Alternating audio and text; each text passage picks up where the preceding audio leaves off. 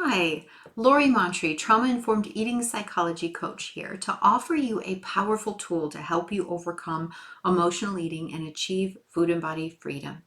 Last week I provided a video sharing important information about why you experience unwanted food patterns such as emotional eating, binge eating, and chronic dieting.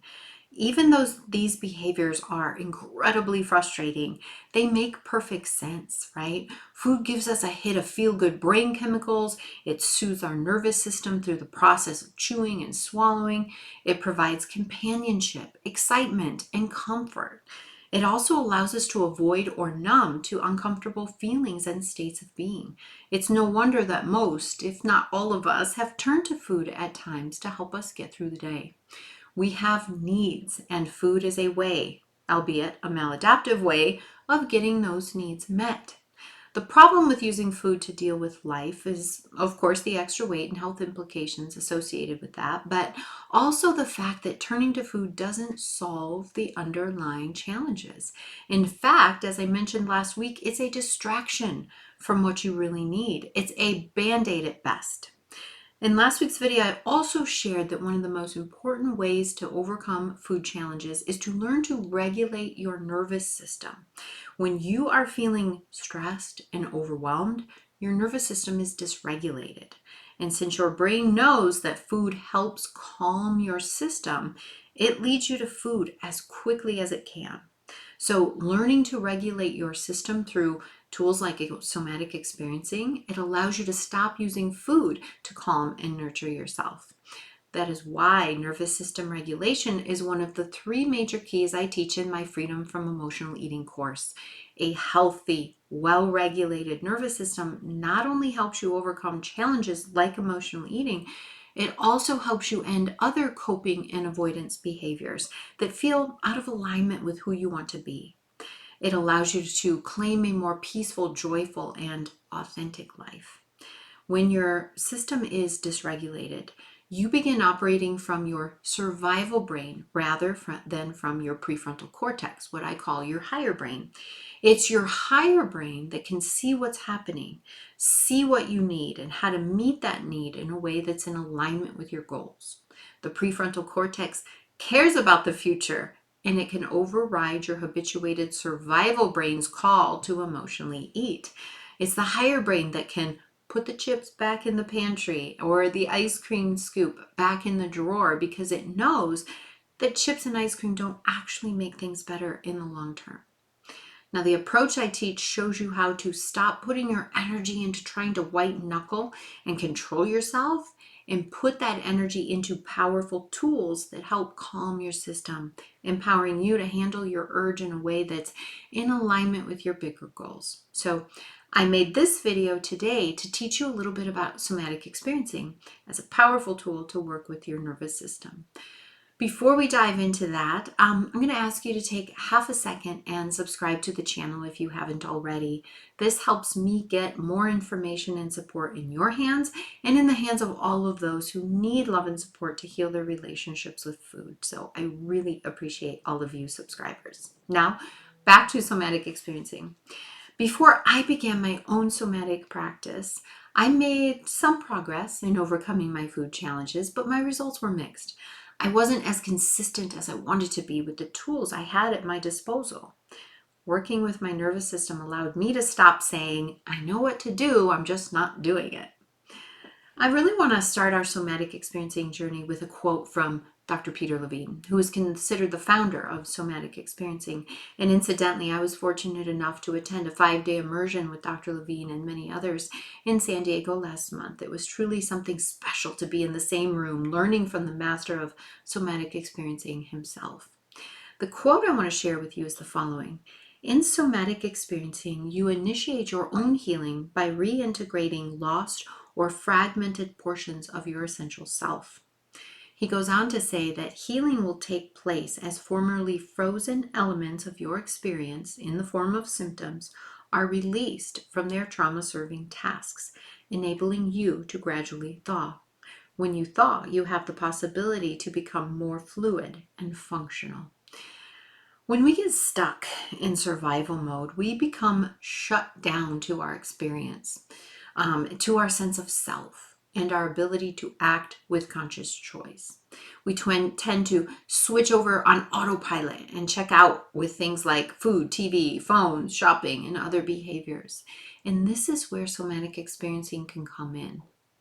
Now, very simply put, the goal of somatic experiencing is to get to know your individual nervous system and the messages that it's sending, how it reacts to different experiences and environments, and how you can affect the state of your nervous system with various tools and modalities. When you're aware of your system, you have the ability to manage it and build more capacity and resiliency. So I want to pause here and try on a simple exercise called orienting. It'll give us some context as we continue our conversation.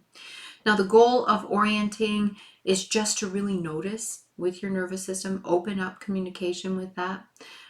Try to keep that in mind as much as possible. There are no right or wrong experiences. If you find that anything that we do or any part of an exercise brings you anxiety, for now you can just simply notice that. You could try to allow a little bit of it or simply hold off with it and just pause until you feel a little bit more resourced, okay? This is something that you get to do for yourself whenever you're doing anything that involves your system and your body, right? So moving on to orienting, we start by sitting comfortably, preparing ourselves to just pay attention. Now the next step is to simply start taking in our environment with our senses. And in particular, we're going to use our eyes and just look around, okay? Taking in your surroundings, feeding your nervous system information about your environment, about where you are in space, right? As I look around, I might notice when I look outside, I feel peaceful, calm, relaxed. When I look over, see a pile of work that I need to get to, I might feel a little anxiety. Okay, I'm not going to try to change it. I'm just noticing what that anxiety feels like in my body. For me, my stomach might feel it in a knot, right? And my breathing might get a little shallow. Just noticing, not judging, staying right here, connected to the experience of the body.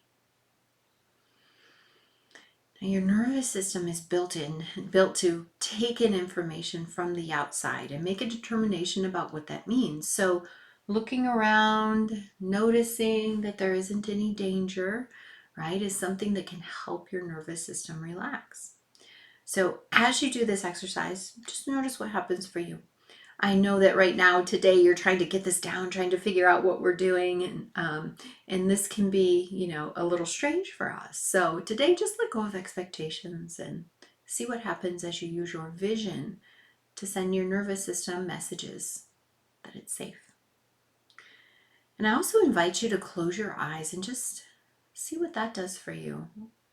How do the sensations in your body feel different? For some people, it may cause some distractions to go away, uncomfortable things to go away, and bring a sense of calm. For others, it might bring a sense of vulnerability, which can feel scary. So just be open to what the messages seem to be saying for you. So I'll invite you now, and I say invite because whenever we're working with your system, you're in charge. Life can often be full of experiences where we don't feel like we have much agency.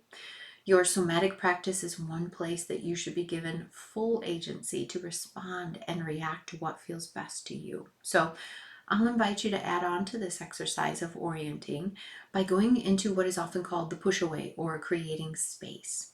So we'll start this exercise by putting our hands close to our shoulders, and we're going to imagine that we're going to slowly push away a boulder. And while we're pushing the boulder away, I invite you to engage your arm muscles, keep tension in them as if you're actually pushing against something heavy. So if you're ready, let's begin. Just feel your arm muscles engage, eyes open, eyes closed, doesn't matter. And when you have your arms all the way out, you have some choices. You can bring them down, or you can move them out to the side or up overhead, like you're creating a space for yourself to inhabit. And we can just sit and let our systems process that. You might want to do it 2 or 3 times. Just notice what happens. It doesn't have to feel like a struggle, right? I think of it like pushing away something heavy but doable. For many people, this exercise brings a sense of calm, like they've dealt with something that needed to be dealt with. For others, they might feel a little activated or empowered. Whatever your reaction, I just invite you to see this exercise as creating a space for yourself. I tend to, with this exercise, I usually feel a little bit of giddiness, a fluttery feeling in my heart, the perception that the room got bigger. Everything had a little more clarity and focus for me. So after you do an exercise, just let the experience integrate. Just notice what's happening in your body. This is a great exercise to try throughout your day, especially when you feel like you need some space. So just start to experiment with it. See where it can make a difference for you. Now, I'll also mention that perhaps you aren't feeling much of anything at all. And this is a normal and natural place to just be curious. Basic normal responses are pretty much anything. Crying, anxiety, emotions, grief, a deep spontaneous breath, a sense of being grounded, a softening in the belly, some gurgling, maybe some relaxation or activation, heat, coolness, the urge to move or rock, sleepiness, awakeness, anything. One thing I learned in mentoring in a 21-day somatic experience journey that had over 500 participants is that there are as many responses as there are nervous systems. The only real goal is to listen to your own response, not try to create one.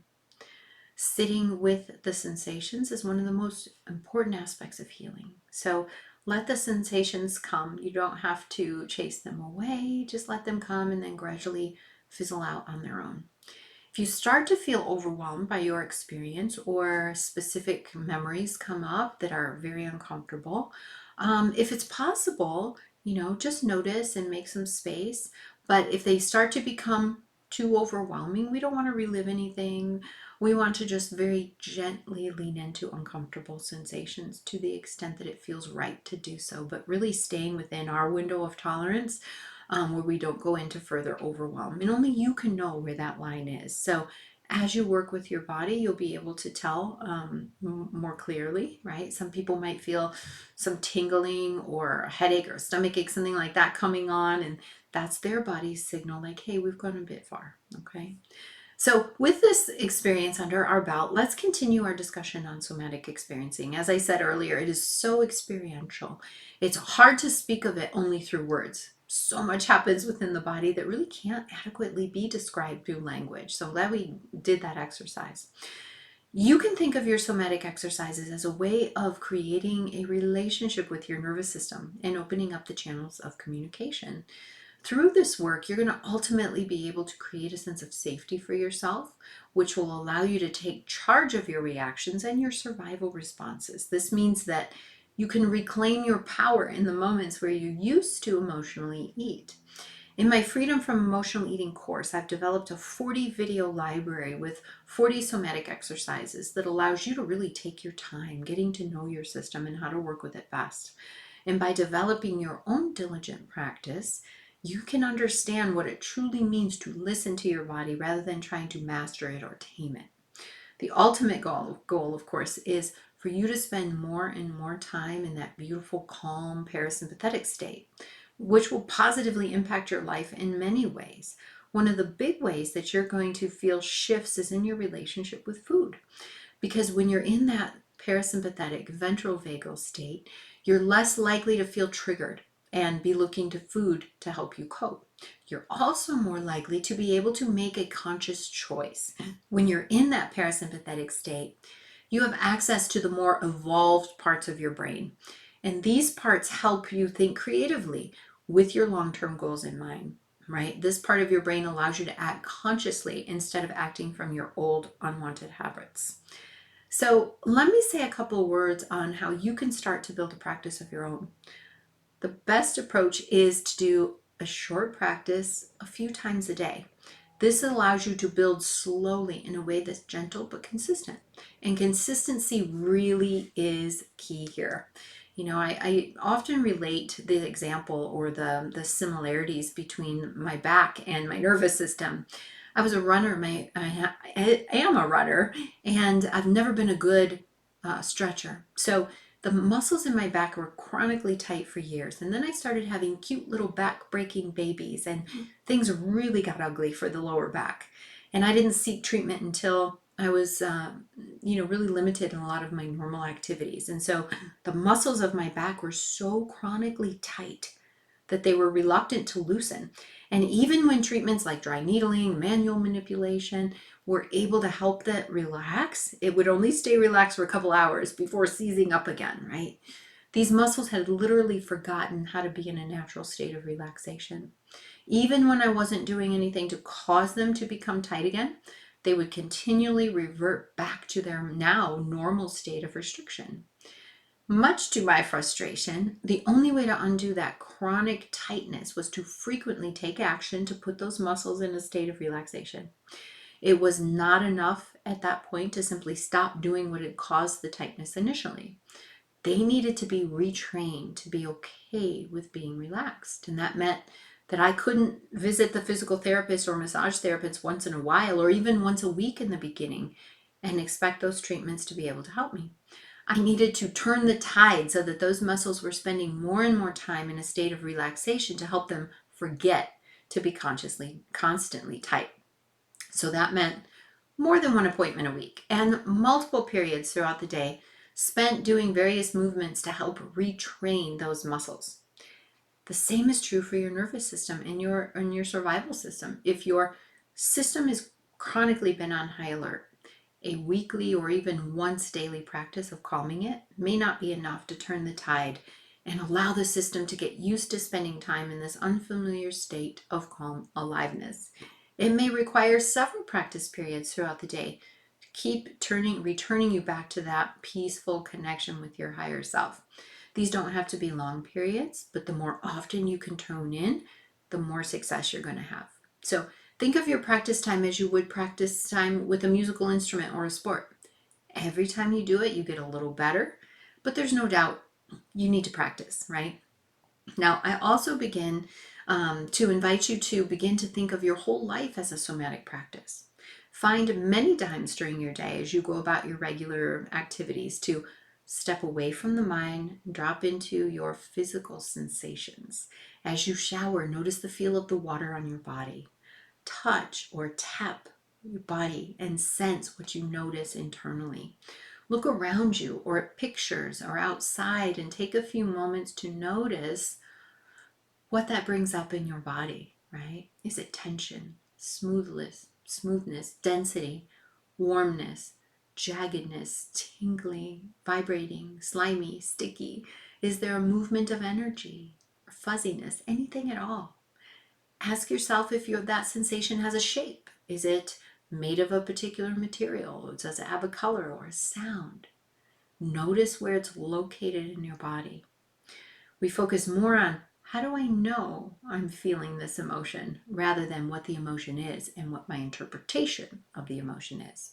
Just try to stay with the sensations and see how they change. As we end this information about somatic experiencing and how it relates to emotional eating, I want to mention that what I've shared with you today is the very tip of the iceberg with respect to this modality and its far-reaching uses. It's also the very tip of the iceberg in the overall approach to overcoming emotional eating. In the bigger picture, emotional eating, overcoming these patterns with food involves three main keys. The first one is working with your habituated brain, the brain that automatically drives you to food in response to certain emotions or situations. The second key is working to heal your nervous system, shifting out of survival and into your calm, alive, sympathetic state through tools such as somatic experiencing and others. And three, learning emotional resiliency such that you can surf the waves of your emotions, feel safe processing them without needing to avoid them or stuff them down with food. So I invite you to incorporate the little bit of somatic work that we did together into your everyday, even several times a day.